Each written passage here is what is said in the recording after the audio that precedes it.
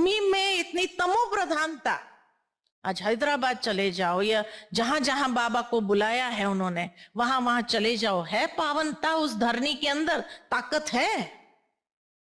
ताकत भी नहीं है। और कहीं वहां भगवान आता है और वहां कोई भी जा सकता है, उनके पास कोई फॉर्म नहीं भरवाया जाता। 6 मास की भी पवित्रता की धारणा है या नहीं है? कैसे भगवान आएगा? सोचने की बात है। मुझे याद आता है, बहुत साल पहले की बात है, जब मेडिटेशन हॉल में बाबा आता था और उस समय बाबा ने कहा था, बाबा के सभा में 2 व्यक्ति आए थे कि देखे टेस्ट लेते हैं, अगर सचमुच भगवान आता होगा तो उनको तो पता चल जाएगा कि हम पवित्रता की धारणा में नहीं है, तो टेस्ट हो जाएगा कि सचमुच भगवान है या नहीं है। तो 2 आत्माएं आई थी, उसी लक्ष्य से आई थी। गुलजार दादी बैठी, वतन में गई और तुरंत वापस आ गई। दादी बड़े आश्चर्य में, बाबा नहीं आए? क्यों नहीं आए बाबा? बाबा क्यों नहीं आए? दादी को बुलाया बाबा ने, दादी को बुलाया गुलजार दादी ने और कहा, बाबा ने कहा कि सभा में कोई आत्मा बैठी है जो पवित्रता की धारणा में नहीं है, वो जब तक नहीं उठेगी तब तक बाबा नहीं आएगा। वो जब तक नहीं उठेगी तब तक नहीं। तब दादी ने क्लास में अनाउंस किया था कि भाई जो आत्माएं हो, आपके कारण इतनी आत्माएं वंचित रह जाएंगी भगवान से मिलन मनाने में, आप प्लीज उठ करके बाहर निकल जाइए।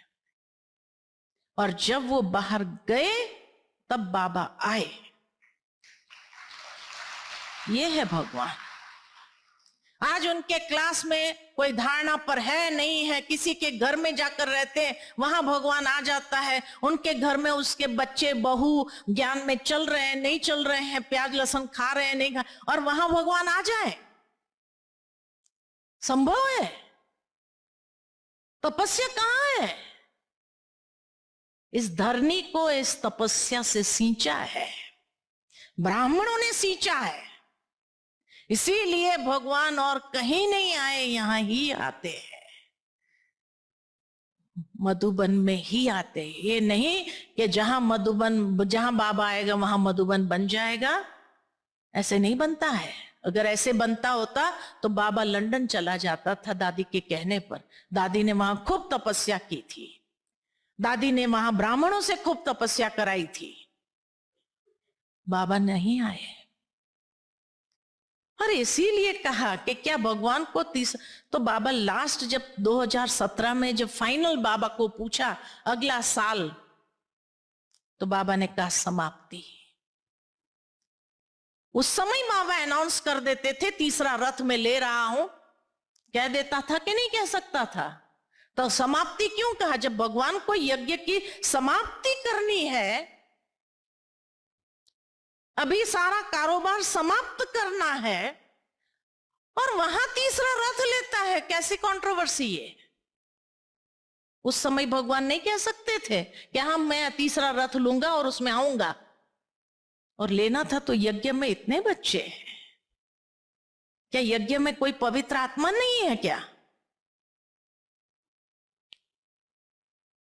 इसीलिए ये माया का अंतिम दांव है।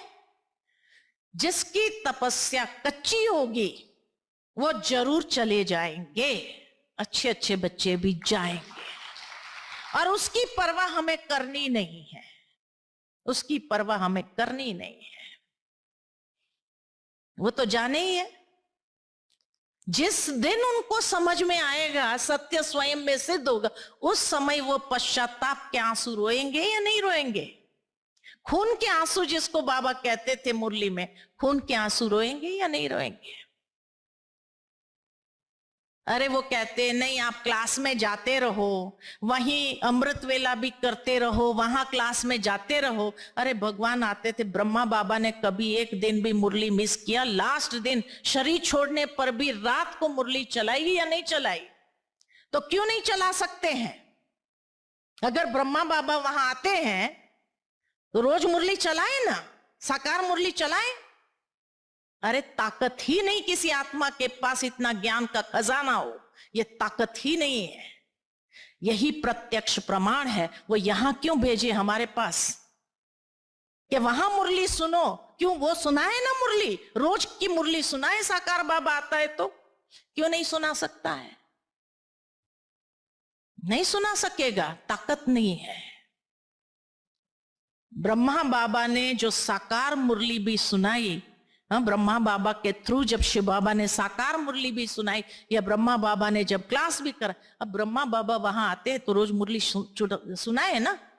अरे इतना ज्ञान का खजाना चाहिए, इतनी तपस्या चाहिए। वो तपस्या है नहीं।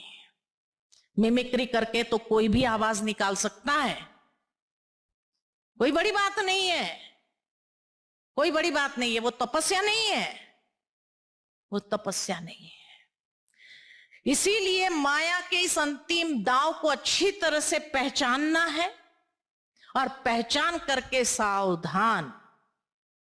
फिर भी माया भ्रमित करेगी कुछ आत्मा, जो निश्चय बुद्धि नहीं है उसके मन में आएगा देखने जाए तो फिर सदा के लिए जाए, फिर उसको वहीं अनुभव होता है तो वहीं जाए, फिर यहां क्लास में आने की जरूरत नहीं है उसको। क्या जरूरत है फिर? इसीलिए कहा बेहद की वैराग्य वृत्ति